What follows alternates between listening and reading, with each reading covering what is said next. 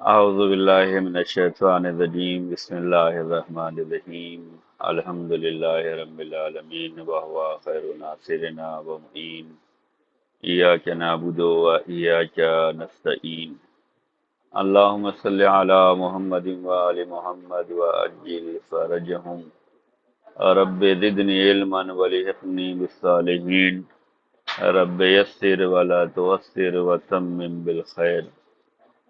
السلام علیکم ورحمۃ اللہ وبرکاتہ۔ آج زہرا کلاسز سال اول مرحلہ ثانیہ کے لیے درس قرآن کریم کا دوسرا درس ہے، جو سورہ حمزہ کے بارے میں ہے۔ سورہ حمزہ قرآن کریم کا 104 نمبر کا سورہ ہے۔ یہ مکی سورہ ہے، اس میں 9 آیتیں ہیں اور یہ 30ویں پارے کا جز ہے۔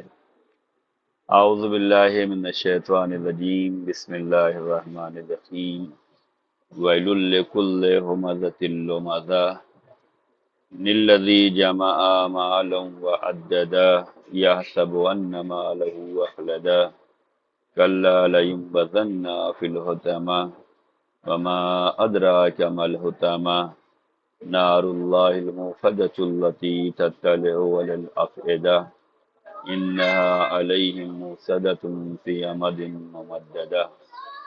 صدق اللہ العلی العظیم۔ سورہ حمزہ کے مضامین۔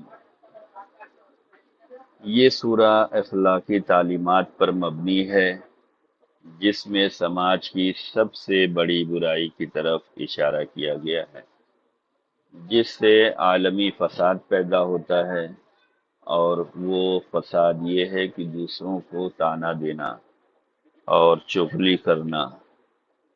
سماج سے یہ دونوں فساد نکل جائے تو معاشرے میں خوش اعتمادی پیدا ہو جائے اور سب آپس میں بھائی بھائی کی طرح زندگی گزارنے لگیں۔ سورہ حمزہ میں جو ہے جن چیزوں کا تذکرہ کیا گیا ہے، جن مضامین کو شامل کیا گیا ہے، وہ بہت اہم ہے اور جس کی طرف اشارہ کیا گیا ہے، جس سے معاشرے میں فساد پیدا ہوتا ہے، خوش اعتمادی میں کمی آتی ہے، اور یہ وہ چیزیں ہیں جس کی طرف اشارہ کیا گیا ہے۔ وہ سبب کیا بنتے ہیں؟ طعنہ دینا اور چغلی کرنا۔ کسی کو کسی کام کا طعنہ دینا یا کسی کی چغلی کرنا، یہ دونوں چیزیں اگر سماج سے نکل جائیں تو سماج میں خوش اعتمادی پیدا ہو جائے اور بہترین معاشرہ تشکیل پائے اور آپس میں سب لوگ بھائی بھائی کی طرح زندگی گزاریں۔ لیکن آج جو ہے جو فساد سماج میں نظر آتا ہے، وہ انہی وجہوں سے ہے کہ ہر انسان ایک دوسرے کو طعنہ دیتا ہے اور چغلی کرتا ہے۔ ایسے لوگوں کے بارے میں قرآن کریم بیان کر رہا ہے جو مال جمع کرنے میں لگے ہوئے ہیں، پھر وہ ان لوگوں کو جن کے ہاتھ مال سے خالی ہوتے ہیں ان کو حقارت کی نگاہ سے دیکھتے ہیں اور ان کا مذاق اڑاتے ہیں۔ ایسے لوگ جو حقارت آمیز رویہ رکھتے ہیں، یہ لوگ دوزخ میں پھینکے جائیں گے، اور جہنم کی بھڑکتی ہوئی آگ ہر چیز سے پہلے ان کے دل پر مسلط ہو جائے گی، اور ان کی روح اور جان کو، جو اس سارے کبر و نخوت اور ان کی شرارتوں کا مرکز تھا، آگ میں ڈال دیا جائے گا۔ تو سورہ حمزہ میں یہ مضامین شامل کیے گئے ہیں کہ جو چغلی کرنے والے ہیں، جو طعنہ دینے والے ہیں، ان کے بارے میں بیان کیا گیا ہے۔ اور یہ کیوں؟ اس لیے کہ یہ مال جمع کرنے میں لگے ہوئے ہیں۔ انہیں کوئی روکے نہیں، انہیں کوئی ٹوکے نہیں، انہیں کوئی امر بالمعروف و نہی عن المنکر نہ کرے۔ جو کرتا ہے اس کی یہ چغلی کرتے ہیں، اس کو طعنہ دیتے ہیں، اور جن کے ہاتھ مال دنیا سے خالی ہوتے ہیں ان کو یہ لوگ حقارت سے دیکھتے ہیں، ان کا مذاق اڑاتے ہیں۔ ایسے لوگ جو مالدار ہیں جو چگلی کرنے والے ہیں، جو طعنہ دینے والے ہیں، ان لوگوں کو جو حقارت سے دیکھتے ہیں، جن کے پاس مال دنیا نہیں ہے، ایسے لوگ دوزخ میں پھینکے جائیں گے، اور جہنم کی بھڑکتی ہوئی آگ ہر چیز سے پہلے ان کے دل پہ مسلط کی جائے گی۔ یعنی بدن کے تمام اعضاء پہ جو ہے آگ مسلط ہوگی، لیکن سب سے پہلے ان کے دل پہ جہنم کی بھڑکتی ہوئی آگ مسلط کی جائے گی۔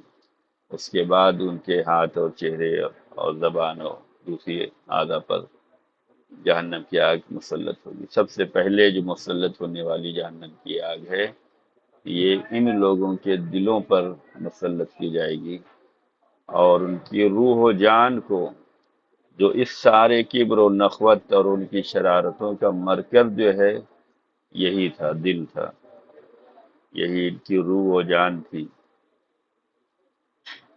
کہ کوئی اگر انہیں امر بالمعروف نہی عن المنکر کرنا چاہے، کوئی انہیں اچھائی اور برائی کے بارے میں بتانا چاہے، تو یہ ان کی چغلی کرتے تھے، ان کو طعنہ دیتے تھے، ان کو حقیر سمجھتے تھے۔ اللہ تعالیٰ اس سورہ میں بیان فرماتا ہے کہ ایسے لوگ جو لوگوں کو حقارت آمیز رویہ رکھتے ہیں، دوزخ میں پھینکے جائیں گے، اور جہنم کی بھڑکتی ہوئی آگ ہر چیز سے پہلے ان کے دل پہ مسلط کر دی جائے گی۔ اور یہ کیوں؟ ان کے کبر و نخوت اور ان کی شرارت کی وجہ سے۔ اللہ تعالی ہم سب کو غیبت، طعنہ اور چغلی سے محفوظ فرمائے۔ شان نزول سورہ حمزہ۔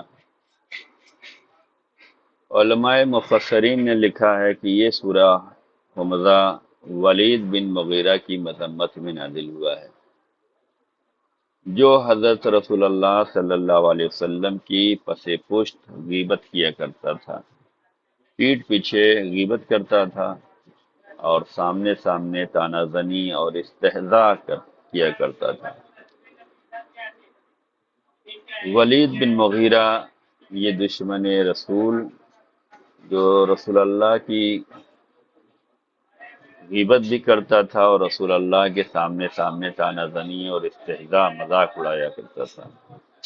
یہ اس کی مذمت میں جو سورہ نازل ہوا ہے۔ بعض مفسرین نے لکھا ہے کہ اخنس بن شریک، امیہ بن خلف، عاص بن وائل اور ان تمام دشمنان اسلام اور دشمنان رسول کی مذمت میں نازل ہوا ہے یہ سورہ، بلکہ ان تمام بری خصلتوں کو انجام دینے والے کو بھی اس سورے میں شامل کیا گیا ہے۔ یہاں پر فقط 4 نام بیان کیے گئے ہیں۔ ایک نام ولید بن مغیرہ کا ہے، دوسرا اخنس بن شریک کا ہے، تیسرا امیہ بن خلف کا ہے، چوتھا عاص بن وائل کا ہے۔ یہ وہ لوگ ہیں جو دشمنان اسلام بھی ہیں، دشمنان رسول بھی ہیں، جو رسول اللہ کو ستایا کرتے تھے، رسول اللہ کی راہ میں رکاوٹ پیدا کرتے تھے، رسول اللہ کی شان میں نازیبا کلمات ادا کرتے تھے، اور لوگوں کو اس راہ سے روکا کرتے تھے۔ اور ولید بن مغیرہ یہ رسول اللہ کے پس پشت بھی غیبت کرتا تھا اور سامنے سامنے بھی طعنہ زنی کرتا تھا۔ تو یہاں علماء مفسرین نے بیان کیا ہے کہ ان لوگوں کی مذمت میں یہ سورہ حمزہ نازل ہوا ہے، اور بلکہ ان تمام بری خصلتوں کو جتنے بھی انجام دینے والے ہیں، وہ سب اس سورے میں شامل کیے گئے ہیں۔ یہاں پر پہلا سوال یہ ہے کہ سورہ حمزہ کس کس کی مذمت میں نازل ہوا ہے؟ ان سب کے نام لکھیں۔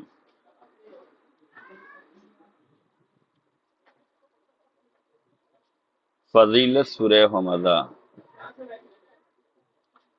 حضرت رسول خدا صلی اللہ علیہ وسلم نے ارشاد فرمایا کہ جو کوئی سورہ حمزہ کی تلاوت کرے گا، اس کو رسول اللہ صلی اللہ علیہ وسلم اور ان کے محب اور ناصروں کا استہزاء کیا گیا ہے، ان سب سے 10 گنا زیادہ ثواب و جزا اور نیکی اس سورے کی تلاوت کرنے والے کو ملے گا۔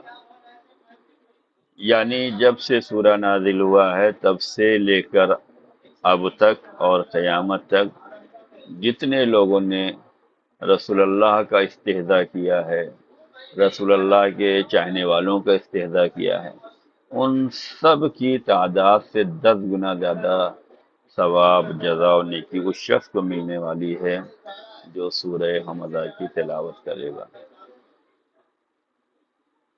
حضرت رسول خدا صلی اللہ علیہ وسلم نے ارشاد فرمایا کہ جو کوئی سورہ حمزہ کی تلاوت کرے یا لکھ کر درد کرنے والی آگ کے لیے اس کو لکھ کر اپنے پاس رکھے تو بے اذن اللہ تعالیٰ اس کا درد ختم ہو جائے گا۔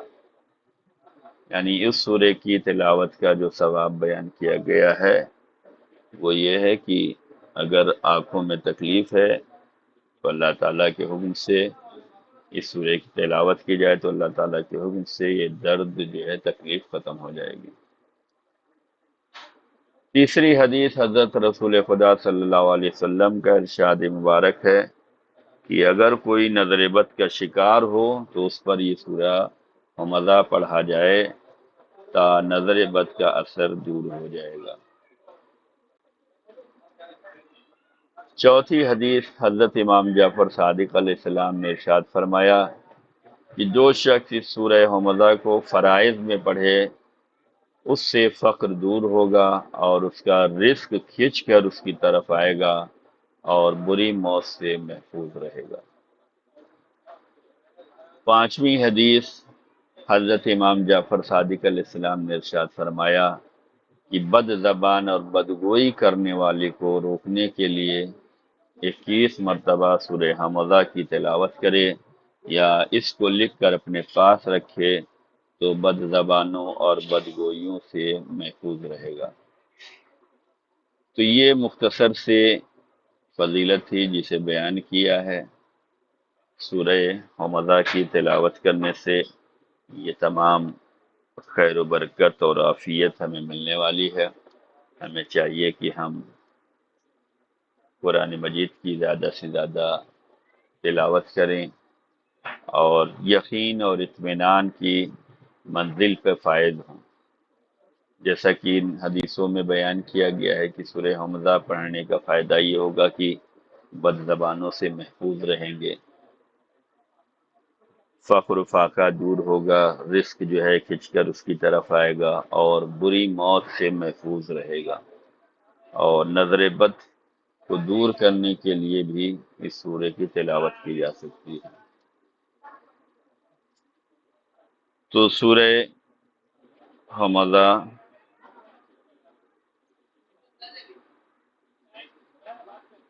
کی فضیلت میں 2 احادیث تحریر کریں۔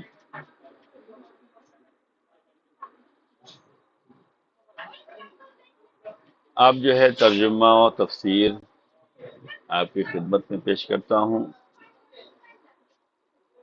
ترجمہ سورہ حمزہ۔ بسم اللہ الرحمن الرحیم، شروع اللہ تعالیٰ کے نام سے جو بڑا مہربان اور زیادہ رحم کرنے والا ہے۔ ویل لکل ہمزۃ لمزہ، تباہی و بربادی ہے ہر تانا زن اور چغل خور کے لیے۔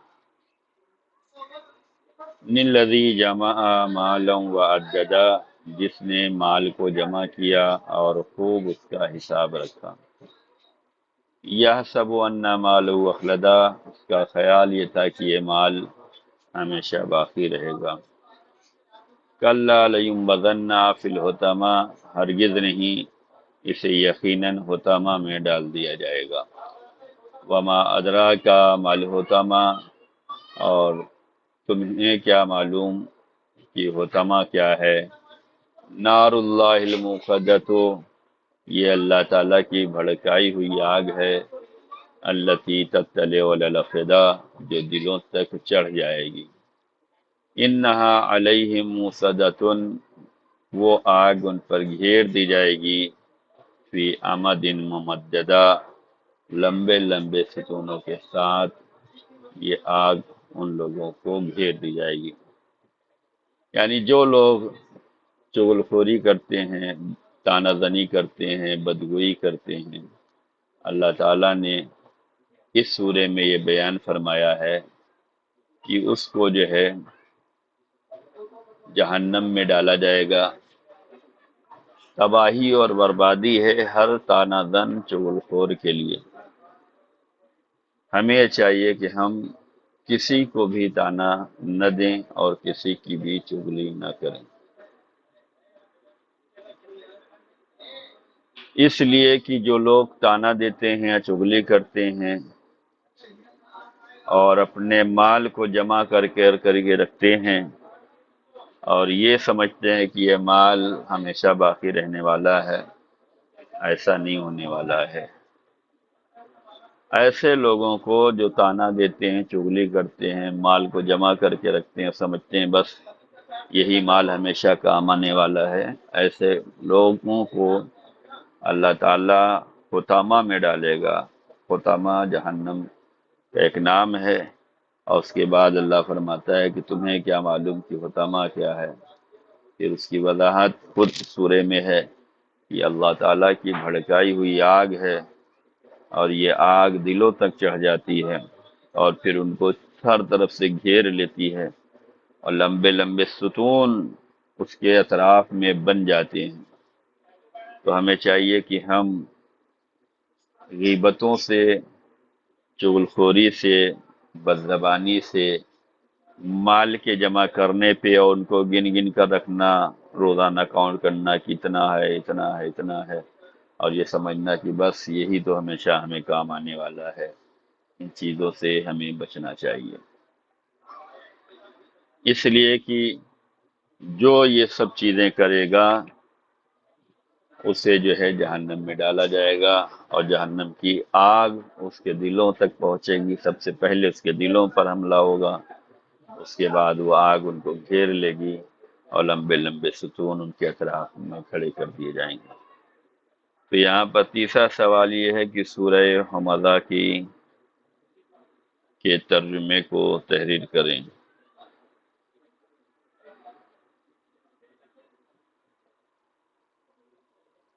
مختصر تفسیر: حمزہ کا معنی غیبت کرنے والا، اور لمزہ کا معنی ہے آنکھ، ہاتھ اور زبان سے طعنہ زنی کرنے والا، اور اس سے مراد ولید بن مغیرہ ہے، جو حضور اکرم صلی اللہ علیہ وسلم کی غیبت بھی کرتا تھا اور سامنے آ کر طعنہ زنی بھی کرتا تھا۔ تو ہم سب کو یہ چاہیے کہ ہم غیبتوں سے اور طعنہ زنی سے محفوظ رہیں، اس لیے کہ یہ بہت بڑا گناہ ہے، گناہ کبیرہ ہے، اور سورہ حمزہ میں صاف صاف کہا گیا ہے کہ جو یہ کام کرتا ہے اللہ تعالیٰ اس کو جہنم میں ڈالے گا۔ ہم سب کو چاہیے کہ ہم ان برائیوں سے محفوظ رہیں۔ ان برائیوں سے اگر ہم محفوظ رہیں گے تو ہمارے گھر کا ماحول بھی اچھا رہے گا، ہمارا خاندان بھی اچھا رہے گا، ہمارا معاشرہ بھی اچھا رہے گا۔ اور اگر ہم جو ہے ہر ایک کی برائی میں لگ جائیں، ہر ایک کی غیبت میں لگ جائیں، ہر ایک کی طعنہ زنی میں لگ جائیں، تو خود بھی بیمار رہیں گے اور یہ بیماری بڑھتی جائے گی۔ آج جو کچھ بیماریاں ہیں اس کی بنیادی وجہ یہی ہے کہ ہر انسان دوسرے کی دشمنی اپنے دلوں میں پال رہا ہے، دل و دماغ میں دشمن بنائے بیٹھا ہے، ہر ایک کو نیچا دکھانے کے لیے، ہر ایک کو ذلیل کرنے کے لیے، ہر ایک کو حقیر سمجھتا ہے، اور یہ سمجھتا ہے کہ بس ہمارے پاس دولت ہے، ہمارے پاس خزانہ ہے، ہمارے پاس علم ہے، ہمارا نام ہے، ہمارا بہترین مکان ہے، ہمارا یہ کیا مقابلہ کر پائیں گے؟ بھئی اللہ تعالیٰ نے سب کو نوازا ہے، کسی کو حقیر نہیں سمجھنا چاہیے، بلکہ اگر کوئی تمہارے سامنے حقیر ہے، کمزور ہے، تو تمہیں اللہ تعالیٰ کا شکر ادا کرنا چاہیے اپنے دل ہی دل میں کہ اللہ تعالیٰ نے ہمیں نوازا ہے، اور کوشش کرنی چاہیے کہ اللہ تعالیٰ نے ہمیں نوازا ہے تو ہم اپنے خاندان میں غریبوں کی مدد کریں، بیواؤں کی مدد کریں، یتیموں کی مدد کریں، جو غربت زدہ ہیں، جو پریشان حال ہیں، ان کی مدد کریں، اور شکر اللہ تعالیٰ کا ادا کریں کہ اللہ تعالیٰ نے ہمیں نوازا تھا، ہم نے ایک بندے مومن کی، ایک بندے مسلم کی جو ہے مدد کی ہے، ایک اپنے خاندان والے کی، ایک رشتہ دار کی مدد کی ہے۔ مدد کرنے کے بعد ہمیں شکر خدا ادا کرنا چاہیے، ہمیں کسی کو حقیر نہیں دیکھنا چاہیے، ہمیں کسی کو تانا نہیں دینا چاہیے، اس لیے کہ یہ سب کام ولید بن مغیرہ کرتا تھا، دشمن رسول کرتا تھا، دشمن اسلام کرتا تھا۔ ہم سب اسلام کے ماننے والے مسلمان ہیں، کلمہ رسول پڑھا ہے، رسول اللہ کی رسالت کا کلمہ پڑھا ہے، ہم سب کو چاہیے کہ ہم وہ کام کریں جو رسول اللہ صلی اللہ علیہ وسلم سے ہمیں نزدیک کر سکے۔ تو ہمیں غیبتوں سے بچنا چاہیے، اور آنکھ، ہاتھ و زبان کسی چیز کے ذریعے سے بھی کسی کو بھی طعنہ زنی نہیں کرنا چاہیے۔ غیبت کا اتنا بڑا عذاب دیا گیا ہے کہ حدیثوں میں آیا ہے کہ جو کسی کی غیبت کرتا ہے، جب تک یہ جس کی غیبت کی گئی ہے جب تک وہ معاف نہیں کرے گا تب تک اللہ تعالیٰ بھی ہمیں معاف نہیں کرے گا۔ اللہ تعالیٰ کی ذات سب سے عظیم ہے، سب سے بزرگ ہے، وہ ہر شے پہ قادر ہے، وہ جو چاہے وہ کر سکتا ہے، لیکن حدیثوں میں آیا ہے کہ غیبت اتنا بڑا گناہ ہے کہ اگر ہم کسی کی غیبت کر رہے ہیں، پیٹھ پیچھے اس کی برائی کر رہے ہیں، تو جب تک جس کی ہم نے برائی کی ہے وہ ہمیں معاف نہیں کرے گا تب تک اللہ تعالیٰ بھی ہمیں معاف نہیں کرے گا، ہم چاہے جتنا استغفار کر لیں، ہم چاہے جتنی تسبیح استغفار کی پڑھ لیں، اللہ تعالیٰ معاف کرنے والا نہیں۔ ظاہر سی بات ہے کہ ہم چار لوگوں کے درمیان، ہم اپنے خاندان والوں کے درمیان، اپنے معاشرے میں کسی کی اگر غیبت کرتے ہیں تو اس کا کیریکٹر جو ہے مجروح ہوتا ہے، اس کا کردار مجروح ہوتا ہے، لوگوں کی نگاہ میں حقیر ہو جاتا ہے، اس کی عزت پامال ہو جاتی ہے، یہ ہماری غیبت کرنے کی وجہ سے۔ جس کی ہم غیبت کرتے ہیں اس کا کتنا بڑا نقصان ہو جاتا ہے، لوگ اسے حقیر نظروں سے دیکھتے ہیں، لوگ اس کو ذلیل سمجھتے ہیں، جبکہ ہم نے غیبت کی ہے۔ تو یہ غیبت اتنا بڑا گناہ ہے کہ جب تک جس کی غیبت کی گئی ہے وہ معاف نہیں کرے گا تب تک اللہ تعالیٰ بھی معاف نہیں کرے گا۔ اور رسول اللہ صلی اللہ علیہ وسلم نے اپنے زمانے میں یہ دکھلایا ہے اور یہ بتلایا ہے اور یہ تعلیم دیا ہے کہ غیبت کتنا بڑا گناہ ہے۔ ایک عورت رسول اللہ صلی اللہ علیہ وسلم کی خدمت میں آئی، رسول اللہ نے جو ہے اسے کھانا پیش کیا، اس نے کہا یا رسول اللہ میں روزے سے ہوں۔ رسول اللہ نے یہ سننے کے بعد بھی اسے کھانا پیش کیا، تو اس نے کہا یا رسول اللہ میں روزے سے ہوں، میں نہیں کھا سکتی۔ رسول اللہ صلی اللہ علیہ وسلم نے فرمایا یہ ایسا روزہ کس کام کا جس میں تم روزہ بھی رکھ رہی ہو اور اپنے تم غیبت بھی کر رہی ہو۔ پھر رسول اللہ صلی اللہ علیہ وسلم نے فرمایا کہ غیبت کرنا اتنا بڑا گناہ ہے جیسے اپنے مردہ بھائی کا گوشت کھانا ہے۔ جب انسان مر جاتا ہے تو ہماری محبت تب جگتی ہے اس سے، جب تک انسان زندہ رہتا ہے تب تک ہمیں اس سے محبت نہیں پیدا ہوتی، تب تک ہمیں اس کا خیال نہیں ہوتا، لیکن جب مر جاتا ہے تب بہت زیادہ یاد آتی ہے۔ رسول اللہ صلی اللہ علیہ وسلم نے فرمایا کہ غیبت کرنا ایسے ہے جیسے اپنے سگے بھائی کا مردہ حالت میں گوشت کھانا ہے۔ کوئی اپنے مردار بھائی کا گوشت کھائے گا؟ زندگی میں ہم کھاتے ہیں، گوشت تو نہیں کھاتے، لیکن اس کی برائی کر کر کے، اس کا کردار پامال کر کے، اس کی شان و شوکت کو پامال کر کے ہمیں سکون ملتا ہے۔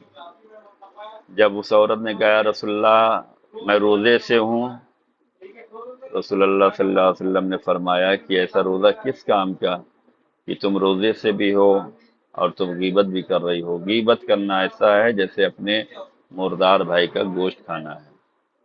تو ہم سب کو چاہیے کہ ہم سب غیبت سے محفوظ رہیں، اس لیے کہ یہ بہت بڑا گناہ ہے۔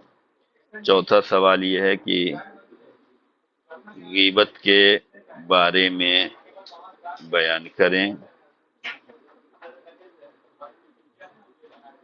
کتاب الخصال میں ہے کہ حضرت امام جعفر صادق علیہ السلام نے فرمایا کہ اللہ تعالیٰ نے بنی آدم میں سے 13 لوگوں کو مسخ کیا ہے۔ آپ نے فرمایا کہ اقرب یعنی بچھو آدمی تھا جو لوگوں کے عیب تلاش کرتا رہتا تھا اور ان کی تحقیر کیا کرتا تھا، اللہ تعالیٰ نے اسے مسخ کر دیا اور اقرب بنا دیا۔ آج ہم بچھو کو دیکھ کر ڈر تو جاتے ہیں کہ ڈنگ مار دے گا، زہریلا جانور ہے، لیکن کیا کبھی ہم نے یہ سوچا کہ بچھو کیوں بنا؟ حضرت امام جعفر صادق علیہ السلام فرماتے ہیں کہ بنی آدم میں سے اللہ تعالیٰ نے بہت سے لوگوں کو مسخ کیا ہے، ان میں سے ایک بچھو بھی ہے۔ اس کا عیب یہ تھا کہ لوگوں کے عیب تلاش کرتا رہتا تھا اور ان کو حقیر نظروں سے دیکھتا تھا، اس کی تحقیر کیا کرتا تھا۔ اس برائی کی وجہ سے جو لوگوں کو عیب تلاش کرتا رہتا ہے اور حقارت کی نگاہ سے دیکھتا ہے، اللہ تعالیٰ نے مسخ کر کے اسے بچھو بنا دیا۔ تو یہاں پر پانچواں سوال یہ ہے کہ اللہ تعالیٰ نے بچھو کو کیوں مسخ کیا؟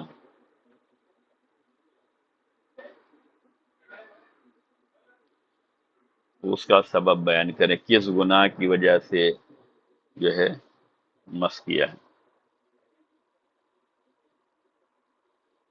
حضرت رسول خدا صلی اللہ علیہ وسلم نے فرمایا کہ جب میں معراج پر گیا تو میں نے اس رات کچھ لوگوں کو دیکھا جو اپنے پہلوؤں سے اپنا گوشت کاٹ رہے تھے اور پھر خود اسے کھاتے جاتے تھے۔ ان سے کہا جاتا تھا کہ اپنا گوشت اس طرح کھاؤ جس طرح تم اپنے بھائیوں کا گوشت کھاتے تھے، یعنی غیبت کرتے تھے۔ اس وقت میں نے حضرت جبریل امین سے پوچھا یہ کیا ہے؟ انہوں نے کہا یہ وہ لوگ ہیں جو آپ کی امت میں سے ہیں، جن لوگوں کے عیب تلاش کرتے رہتے تھے اور پھر لوگوں کا مذاق اڑایا کرتے تھے، ان کی تحقیر کیا کرتے تھے۔ ان کو جہنم میں یہ سزا دی جا رہی ہے کہ وہ اپنے گوشت کاٹ رہے ہیں اور اپنے گوشت کھا رہے ہیں۔ اس کا یہ کہا گیا کہ اس طرح سے کھاؤ جس طرح تم اپنے بھائیوں کا گوشت کھاتے تھے۔ یہ رسول اللہ صلی اللہ علیہ وسلم نے معراج پر دیکھا ہے۔ یہاں پر چھٹا سوال یہ ہے کہ رسول اللہ صلی اللہ علیہ وسلم نے معراج پر کیا دیکھا، وہ بیان کریں۔ تو رسول اللہ صلی اللہ علیہ وسلم نے معراج پر یہ دیکھا کہ کچھ لوگ ہیں جو اپنے پہلو سے اپنا گوشت کاٹ رہے ہیں اور پھر اسے کھا جاتے ہیں۔ جب جبریل سے پوچھا گیا یہ کیا ہے تو انہوں نے کہا یہ وہ لوگ ہیں جو آپ کی امت میں سے ہیں، یہ لوگوں کے عیب تلاش کرتے تھے اور لوگوں کا مذاق اڑاتے تھے، لوگوں کی تحقیر کیا کرتے تھے، اللہ تعالیٰ نے انہیں یہ عذاب دیا ہے۔ حطمہ جہنم کے ناموں میں سے ایک نام ہے۔ جہنم کے بہت سے نام بیان کیے گئے ہیں، جیسے حطمہ، سقر، جہنم، حاویہ وغیرہ وغیرہ۔ یہ ایک ایسی آگ ہے جو ہر چیز کو ریزہ ریزہ کر دیتی ہے۔ تو حطمہ جہنم کی آگ ہے، جو ہر چیز کو ریزہ ریزہ کر دیتی ہے، اور جہنم کا ایک نام ہے۔ یہاں پر 7واں سوال یہ ہے کہ جہنم کے کئی نام بیان کیے گئے ہیں، کئی نام بیان کیے گئے ہیں، ان میں سے 3 نام تحریر کریں۔ یہ رہا آج کا مختصر سا درس جو آپ کی خدمت میں پیش کیا گیا ہے۔ انشاءاللہ امید کرتا ہوں کہ یہ درس آپ تمام قرآن کی سمجھ میں آیا ہوگا۔ اللہ ہم سب کو نیک توفیقات دے کہ قرآن کریم کو زیادہ سے زیادہ پڑھیں اور قرآن کریم کی تعلیمات پہ ہم سب عمل کریں، خود بھی دیندار رہیں اور دینی ماحول بنائیں اور دین کی تعلیم کو عام کریں۔